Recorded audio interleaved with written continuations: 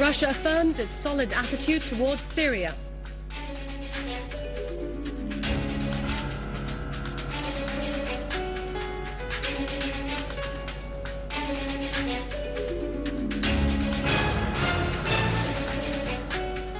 Lavrov reaffirms Russia's rejection of the use of force in Syria.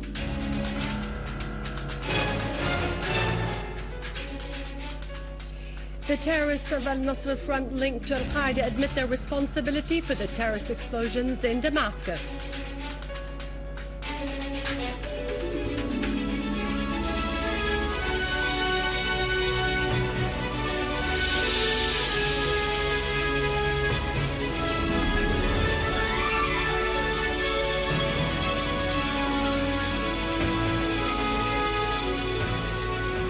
Good afternoon. Welcome to our news bulletin. I'm Dania Nizam.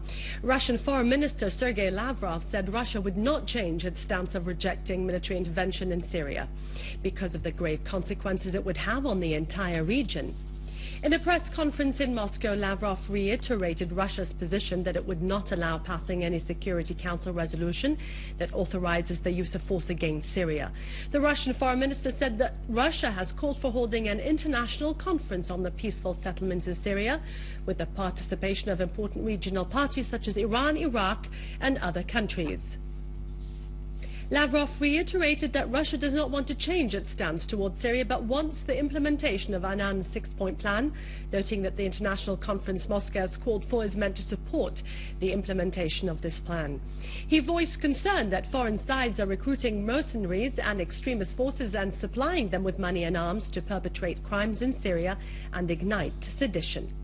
He stressed that there is no alternative to the plan of the UN envoy Kofi Annan to achieve a peaceful settlement in Syria, pointing out that there are parties that are striving to abort the plan and implement their own agendas, and that putting a time limit for Annan's plan aimed at pressuring the Security Council.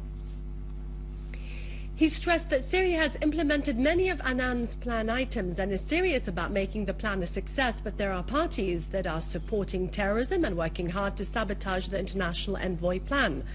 He called on these foreign parties not to impose any agendas on the Syrian government.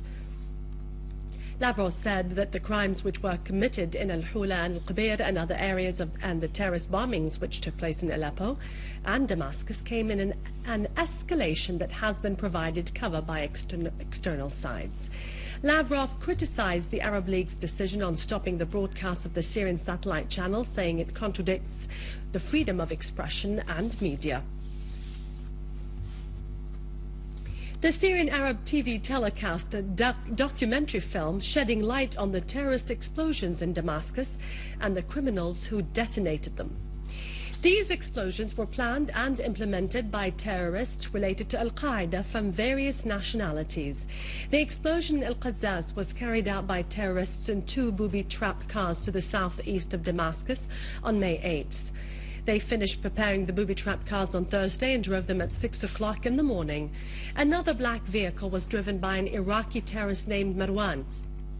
The first car carried 700 kilograms of explosives, driven by the Jordanian suicide terrorist Abu Mus'ab.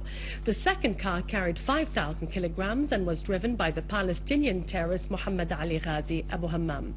The cars were taken to the second bridge along the airport highway. Abu Hammam was helped by his mother Aziza, who lives in Al Yarmouk refugee camp. The Jordanian Abu Mus'ab drove the second car. The third car was driven by the terrorist Mu'ayyad Ali Ghazi. As for the Iraqi terrorist Marwan, he was an experienced criminal. He supervised all the vehicles that exploded in Damascus. Another Syrian terrorist from Syria was named Muhammad Ahmed Kamal ad-Din. Another Syrian criminal was named Yasser. He took part in preparing and detonating all the cars in various governorates. Yet another Iraqi terrorist was named Alawi and called Abu Ayman. محمد أمين علي العبد الله من البصيرة. I'm from Al-Bsira in Deir ez-Zor. I studied in the Faculty of Medicine at the University of Damascus. I was recruited by a person called Yusuf al-Hajr, leading member of the Nusra Front, which belongs to Al-Qaeda. I suffered from psychological problems that hindered my studies. A doctor advised me to read the Quran. Al-Hajar visited me frequently and told me about the jihadi operations in Iraq and Afghanistan. He also gave me books by some sheikhs from Kuwait and Saudi Arabia. He urged me to take part in the armed actions, and he told me that there are Iraqi volunteers that have come to help us. He introduced me to one of them named Faisal, who was the military official. He asked me to rent a car. Then he brought other Iraqis to stay in the house. They talked about Osama bin Laden, Ayman al-Zawahiri, and Abu Musab al-Zarqawi. One day he asked me to go to a farm where 2 cars were being booby-trapped. He loaded them with stacks that contained fertilizers and large cylinders. A truck was brought in by the suicide bomber Abu Humam and another one, the Jordanian terrorist. Each cylinder contained about 200 kilograms of explosives. The terrorists stole another car with a large box at the rear. After preparing the cars, the terrorists drove them out. 15 minutes later, we heard strong explosions, followed by another strong explosion. As for the terrorist explosion in Al-Qassa, the film showed that the criminal who carried out that act was Omar Abbas al-Masri. He was a Syrian from Idlib living in Yarmouk refugee camp, where he was also known as Abu Hajar al-Shami.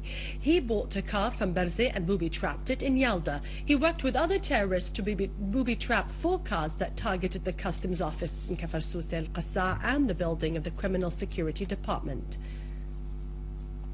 A young man came to buy the car. I asked him about his name. He said he is Omar al-Masri and that he is from the Dana area in Idlib. I asked al-Masri about the purpose of buying the car. He answered that he wanted to sell diesel fuel. I asked about the tank that he will use to load on the car. He said that he already has one.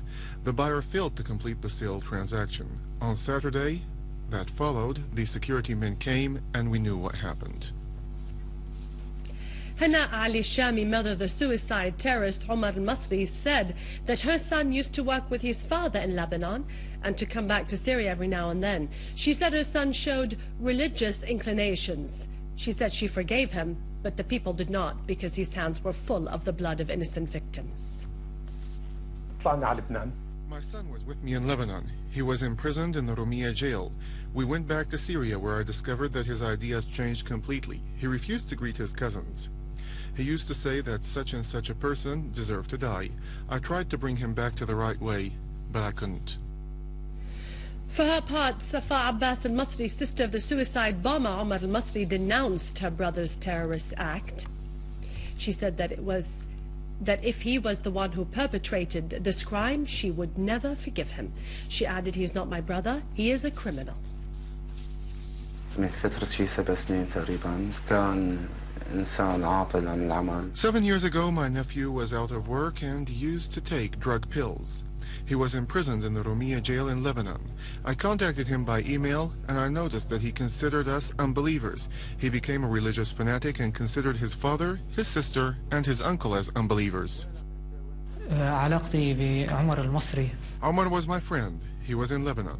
And after he came back to Syria, he told me that he was not sleeping at his home. And he asked me not to tell anyone about this. So I asked him, "Where are you staying then?" He said that he is sleeping at some friends' places. And he told me that he joined one of the groups and that they are gathering people. He said that the leader is of the Jordani family. Later, he informed me that he is planning on detonating himself. The terrorist Majdi Hassan Amoura supervised preparing the suicide bomber Omar Abbas Masri, and he also supervised the operation. He planned it, prepared it, and detonated the cars in Idlib. He is a 36-year-old Palestinian Syrian, and he is staying at the Yarmouk camp.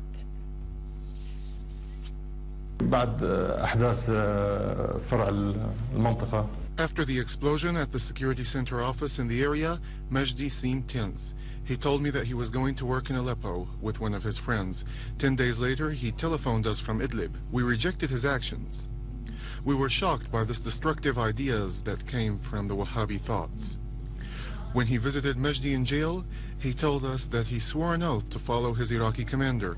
I asked him how and why he followed his commander without knowing him. Such a commander may be a foreign or an Israeli agent. I wondered how he obeyed such a commander and killed people with explosives. On the terrorist explosion in El Midan, which took place at noon on the 27th of April, killing many people and leaving dozens injured. The documentary film showed that the one who carried out the attack by detonating a 30-kilogram explosive was the suicide bomber terrorist Abdessalam Awad Al-Ali Al-Hayawi. His mother is Turfa Al-Ali. He was known as Abi Omar Al-Shami from the governorate of Deir ez-Zor. He is 23 years old and he's known for his religious extremism, as his brothers and relatives testified. كان معروف بتزمته بآرائه وأفكاره الدينية، خاصة أفكاره الدينية.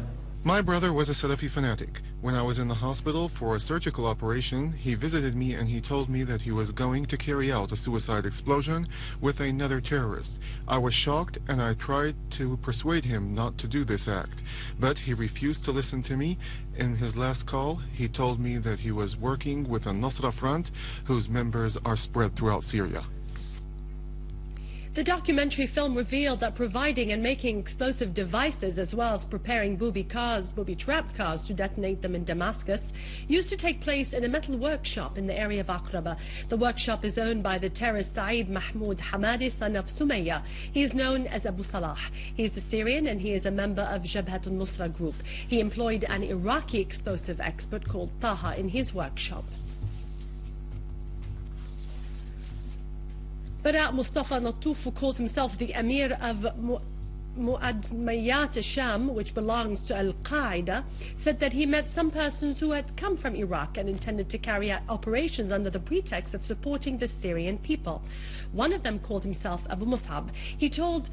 He said that he was responsible for armed action in Syria. The terrorist Nattouf added that another terrorist called Abu Muhammad al-Julani gave himself the title of Wali in Syria. He spoke about smuggling weapons from Iraq into Syria, and he talked about recruiting others. He was the one who carried out the explosion in Al-Midan. This brings our bulletin to a close. For more news, log on to our website in English, syriaonline.sy. Now over to our economic news with